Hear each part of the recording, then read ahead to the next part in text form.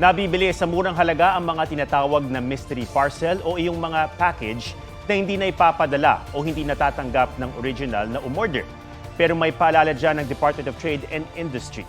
Sabi ng DTI, may tuturing na fencing ang pagbili o pagbenta ng mga mystery parcel kung walang pahintulot mula sa orihinal na umorder. Binabantayan ng DTI ang mga nagbebenta ng umano'y mystery parcel. Git naman ang nagtitinda ng mystery parcel sa isang palengke sa Silang Cavite, walang iligal dahil in-order nila ang mga ito online para ibenta. 50 pesos ang kanilang benta sa mga mystery parcel na binili nila online ng 45 pesos.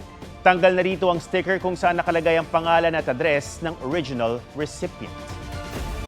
Mga kapuso, alamin ang State of the Nation.